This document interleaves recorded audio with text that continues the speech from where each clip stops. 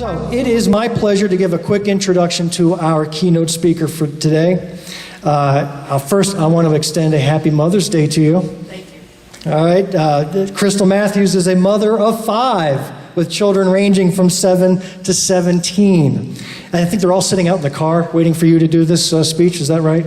No, they're not. Okay. She has been forging her own path her entire life. Representative Matthews has served the communities of Ladson, North Charleston, and Goose Creek as State House Representative of District 117 for the past 3 years, while working full-time at Boeing as an engineer. You talk about work, life, motherhood balance.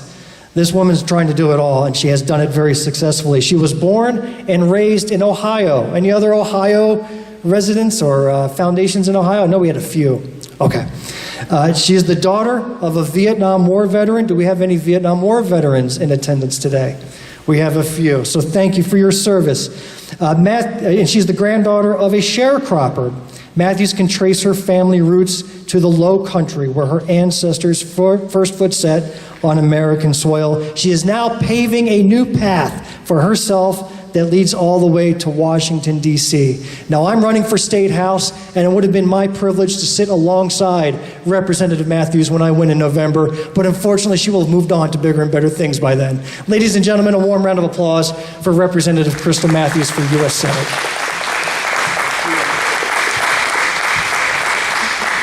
Thank you. Bill, you know I don't do well with a podium. Thank y'all for the warm welcome. I guess I will try to not use this podium.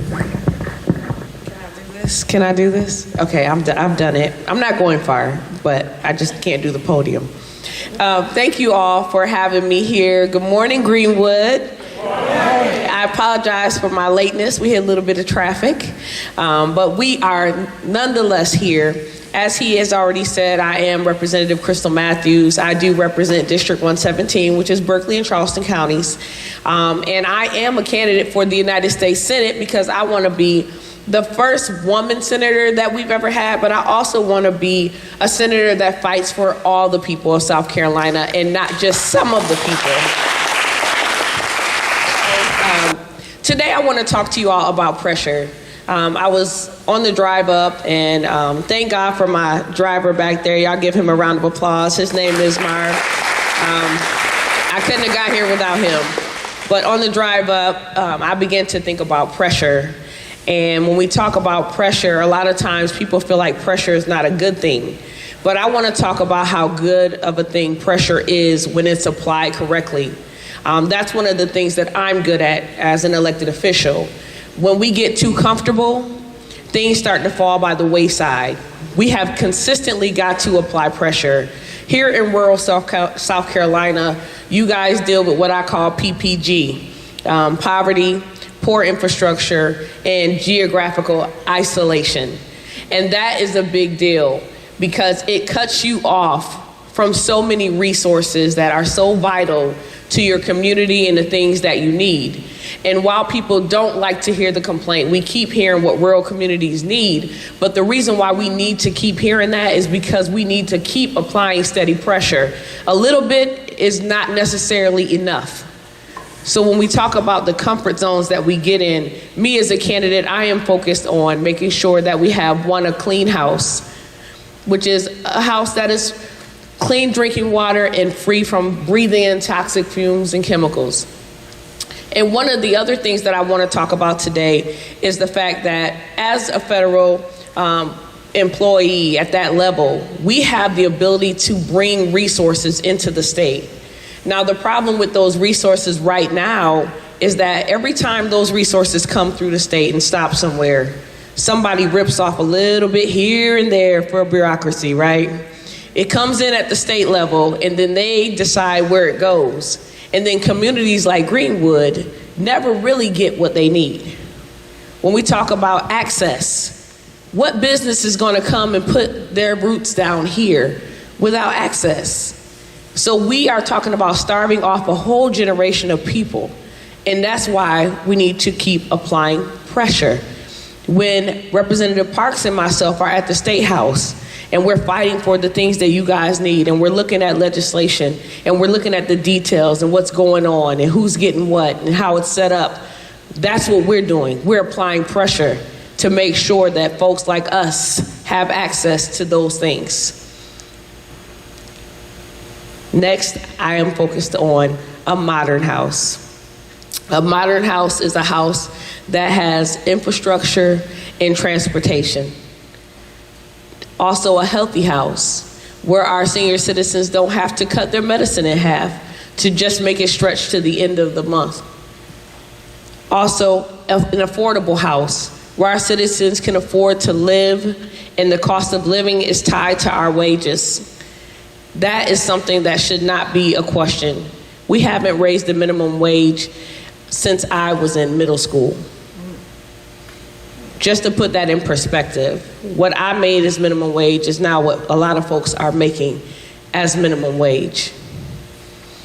Also, a disciplined house where our moral compass of accountability is not tied to who we know or what kind of connections we have with them. So today, y'all, I just wanted to come because I wanted to make sure that folks have a chance to really talk to me and get to know me and really have access to me as a candidate. We can no longer sit by the wayside and think that things will be the way they've always have been. We have to do something different to get something different.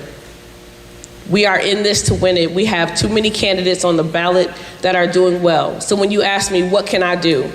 We need y'all to be making sure you're telling people about our races, not assuming that everyone knows.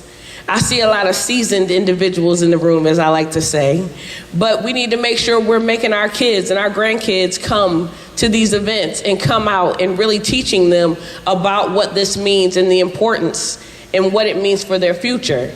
Because succession planning is something that we can't afford to fail at. We can no longer afford to fail at succession planning. That is one thing that our opponents have on us every time. Even if they have to wait, they're patient. They will dig and dig and dig for years until they get what they want. And we have to have that same tenacity. We've got to have that same fight in us. So when I get to the US Senate, I want to make sure that we're removing some of the middleman problems that we have right now, some of the red tape that comes with the money that we get right now, making sure that we have a senator that is tangible, that you can reach, that you can talk to, somebody that you know, somebody that is not afraid to come where you are and have conversations that are needed to find out what you need. I went to Denmark yesterday to talk to the high school students there. And after I was done speaking, I was amazed at the number of them that pulled me to the side to have conversations about things that they need. When I asked them who they thought made laws, they named everybody but themselves. Everybody can make laws. Everybody can have an idea for a law. That's not a restricted group, but we're not teaching our children that. So they feel voiceless. And when they feel voiceless, they run to the streets, they run to other things, and then they get into this trouble. And right now, we don't have a society that is letting our children be children anymore. It used to be where you got a slap on the wrist or at least a warning, but now they giving our kids felonies, putting them on sexual offender lists for things. That is not what we want for our kids, for their future. And so we have to make sure they understand the importance of what they're doing now. We have to help them understand the importance of having a voice now. We have to teach them that they don't have to wait. They also should be applying pressure. We got kids raising kids, and then where does this cycle end, y'all? We see an uptick in gun violence in the state right now. When I was talking to them yesterday, I told them, repeat after me, say, let me live. Look at your classmates and say, let me live. I'm not advocating for violence, but if you have to fight, don't do it with guns.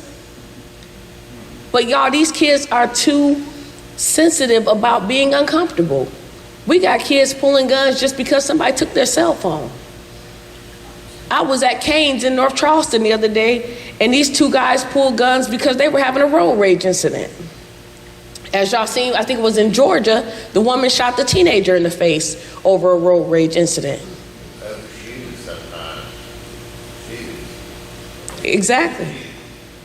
Folks are too afraid of being uncomfortable. And we have got to change what is going on in our society. We're not addressing any problems. We're not addressing mental health. We are on the defense. Well, y'all, I am not here for that. I am an offensive player, and I am here to make sure that we have leadership. We got too many followers and not enough leaders. We got too many folks chasing titles and clout and want to show up being cute, talking about I'm a representative, and ain't doing nothing for y'all when we get back there at the State House. We got too many of them. Everybody was not made to lead. And it's okay if you like them. It's okay if you like them. But invite them over to your house for dinner. You don't have to elect them. It's not necessary. It's not. I'll eat with you, but I can't vote for you. Come on. So I am Representative Krystle Matthews. I won't hold y'all long. I know I came in late, but I do want to, am I able to give time for question and answer? Absolutely. Okay, I would like to give time for question Who and wants answer. to be first up? Oh, come on, you don't have to be shy. All right, we've got one. Ms. Gentry, let's kick this off. All right, let's do that. What are the problems you'll run into? And I was born and raised in this state and have relatives in 42 of the 46 counties. And then we have the huge reunions. I have a lot of people in my family that don't want to see change. They're satisfied with the status quo. I recently sold a great deal of land that I had, and I've been pillared and almost thrown out of the family for doing it. But to bring businesses in, to make things better, you have to be willing to give a little bit. And when someone's too comfortable themselves, they're not worried about the person down the road. And unfortunately, some in my family are that way. What are you doing to overcome that? So rugged individualism is what I like to call it. And it's a facade. Everybody has needed somebody. So what we have to do is we have to make it plain to these people that the future depends on what we do now. And while they may be comfortable, their kids, their grandkids, if they want them to stay here and invest in a sense of community, that is something that they're going to have to be open to. That is why we're seeing so many people leave our rural areas. That is why we're losing so many people. Our children, do y'all realize that most of us had an alma mater at our school that we were proud of, where there's Stallion Pride or Knights or whatever it is. There's so many new schools, new factions, new communities popping up that these kids don't even have any real roots anymore. Communities like Greenwood become exceedingly important in cases like that. And so we've got to teach them how to invest for the future, but if they don't want to, we simply got to work around them. We can't let them hold us up. Great answer. Anybody else have a question?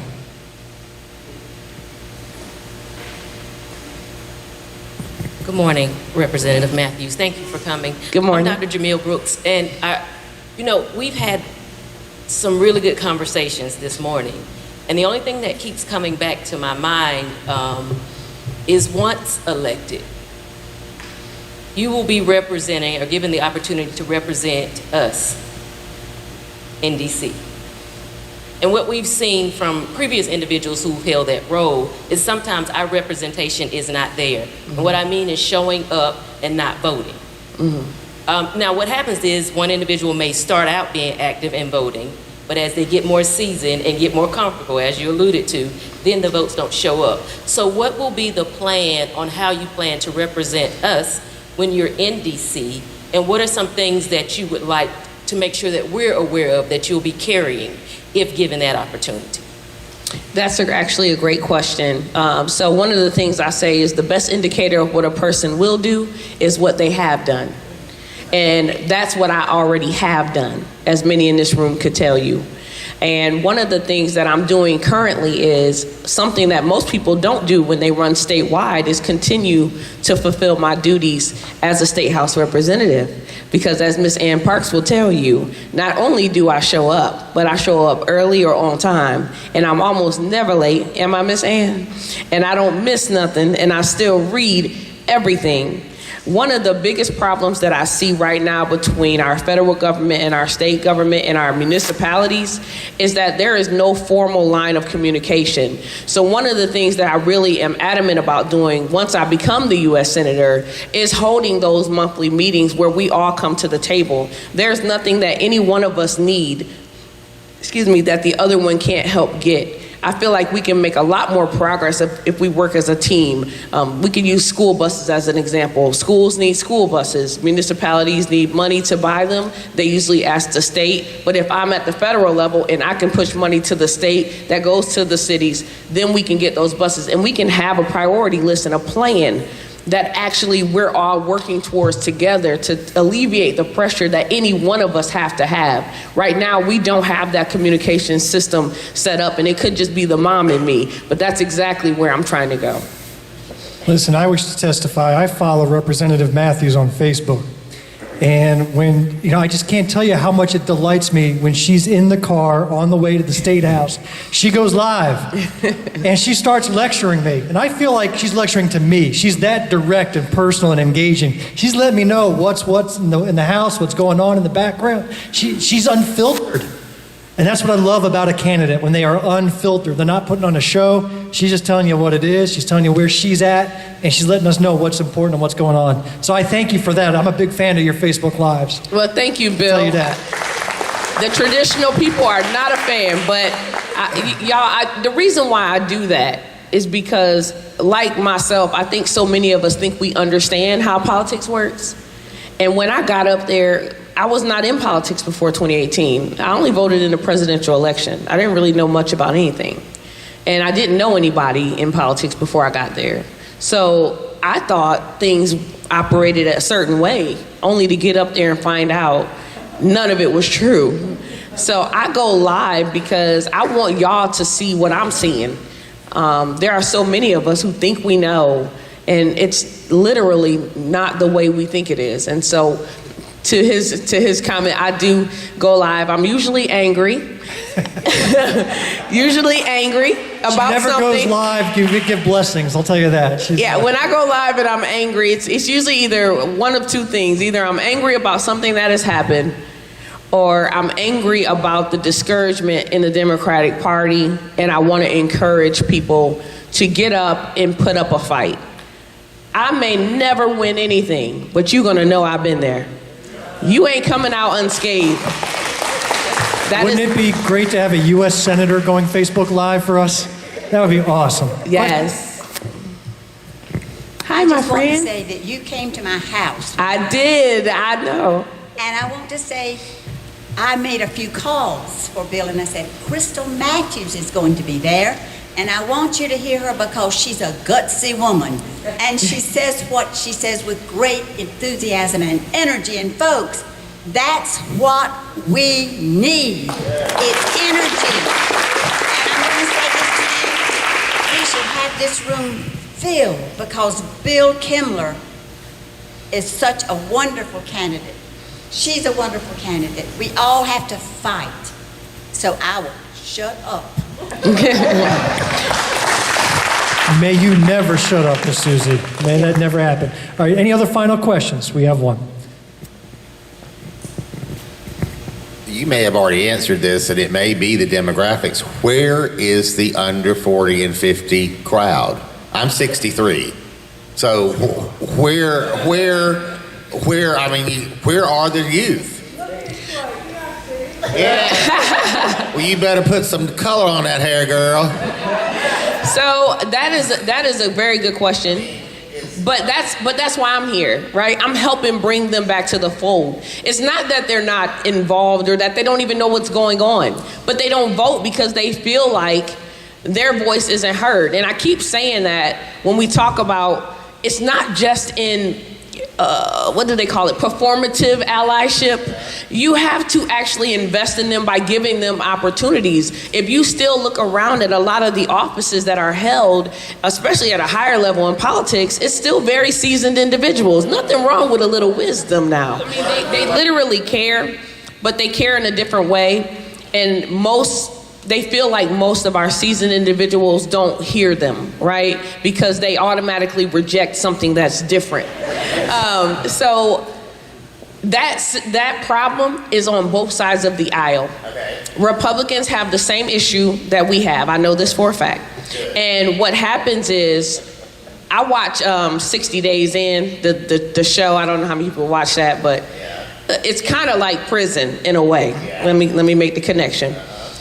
When you go to prison on 60 Days In, as a younger person, you may have we have a mixed crowd in here of colors and nationalities, and right?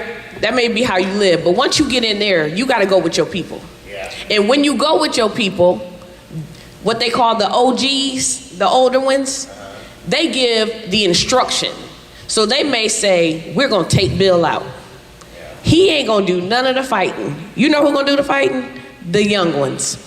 They are pushing down their ideology on the young folks. And that is a lot of what we deal with. I'm 40, 22. I'm 40. That is a lot of what we deal with in politics, believe it or not. Once you are elected and in, there are people who think you should wait your turn. There are folks who can't stand me because I came in talking day one. I didn't understand nothing. I didn't know the rules. I didn't have no decorum. I was like, I'm not with, no, you can't just say anything to me. And they're like, you can't say that. You gotta stand up and ask a question. I was like, okay, well, the question is, you can't say anything to me. So there are a lot of folks who think you should wait your turn. Fortunately for me, I have folks like Ms. Parks. Y'all have a representative who don't try to stop us. I have other folks like Gilda Cobb Hunter and Leola Robinson who get behind me and say, well, you right, but I might have would have approached it like this, but you was right, But there are some folks who don't want us to speak up. And that's why you're also seeing what you're seeing right now, the split between the Republicans, the younger Republicans and the older Republicans. They have a split going on right now. It's like the Trump Republicans and the old school Republicans. And they're split for that same very reason, because they don't want to be told how they have to handle things. But, the certain people that are in power are doing the same thing, which is also why you see, in my case, I didn't come in with my allegiances and my alliances are my children. I was not connected to anybody before I got elected. And so there are some people who don't like me because they don't know exactly what I'm going to say when I open my mouth, and they don't feel like they can control me. But my thing is, you don't have to control somebody when they're doing it for the right reasons. You don't have to try and seek to control them when they're in it for the right reasons. I don't care nothing about this title. Or you call it, most of the time I don't even say I'm representative of anything. If you're in the elevator with me, I just say, hey, I'm Krystle Matthews, and keep it moving. But that is a lot of the reason why you don't see 40 and unders really galvanizing. But for my campaign, I have a whole lot of them because they see somebody who looks and thinks and sounds like them, giving them a space and giving them a voice. I keep telling folks, this is like church. Politics is not a spectator sport. You got to participate.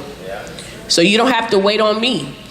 Pastor, if you have a youth organization and you say, you know what, they need to be informed, and you want to schedule something, you can easily galvanize them, get them here, and schedule with me and try to get on the schedule. But we can all do that in our own factions. You don't have to wait. That's not something that we have time to do. And our youth need to understand how important it is that their voices are heard, and we have to break this down for them, because you guys see what's going on with education. Econ and government.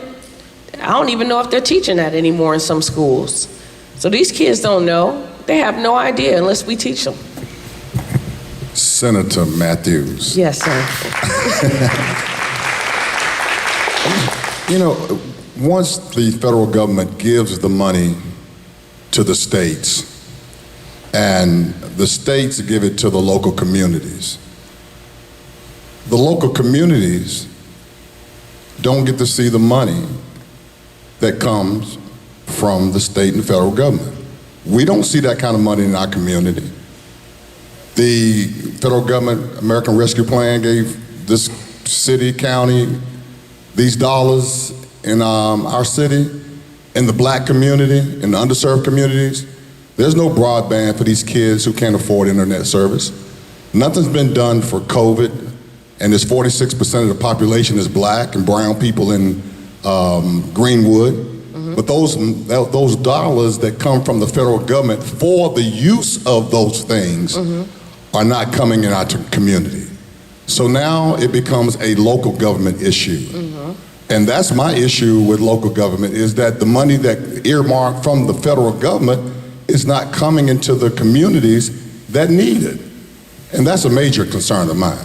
I agree. That's why I said moving the middleman out of the way and making sure that it gets straight to where it goes. The biggest problem with the money that the federal government divvies out is the distance from local communities that it's given out. Because everybody got their hand in the pot wanting something out of it. And they get to gatekeep where that money goes. But again, pressure. Gotta keep I am not the most suave candidate, but honey, I am good at applying pressure. And I don't need everybody to be my friend. I just don't. I got a goal that I'm trying to get to, and I don't need friends. I'll give you an example. When that ESSER money came, that ESSER 3 funding, the last pot that came out, Charleston County decided to open up an application process. And they were approving businesses, but rejecting the proposals from the schools. Now, the money is for the school. So I said, oh, wait a minute. So when somebody called and told me, because your representative may not always know. So I thank God that I have an open line. Now, maybe it's too open sometimes. My phone rings all the time. But they called and told me. And so what did I do? I called right down there to the superintendent. And of course, you know, I was belligerent about it, because sometimes they don't hear you when you call. And I said, I'm trying to figure out why y'all would be approving anybody in rejecting schools. They should be the first people to know. He said, well, we held to something. I said, well, all the principals didn't know. So when are you going to schedule the next meeting? And I would like an invite. Because we got to hold their feet to the fire sometimes. If I say just hold the next meeting, he might say, I held the meeting. No, but I need an invite to that meeting so I can see who there. Maybe that's the mama in me. But I need to see who all in there, so I can see who knows about it and who we missing, so that we can reach out to them personally and make sure, right? Because we like to do catch-alls. Well, we put a notice on the door. We put a sign on the road. But if you really wanted people to have access, you know who you need to reach out to make sure folks have access. But we've got to pay attention and apply pressure and not be afraid that folks are going to look at us sideways. I might do all of that and then see you the next morning and be like, good morning. So good to see you. How's it going? Sleep well?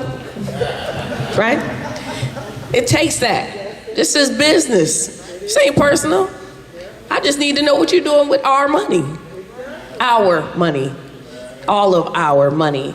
And I'm gonna speak to something you did not ask, but as a black and brown candidate, a lot of times I get questions about what is your agenda for the black community? Well, my agenda for the black community is the same as it is for everybody else. We want the same things that everybody else want. We just want it without barriers. We want it without things in front of us that keep us from being able to get it. And I'm not afraid to support my people. Nobody else is doing that except for us. Racial distancing should not be in the political spectrum. All the people need to be taken care of. When the least of them thrives, we all thrive.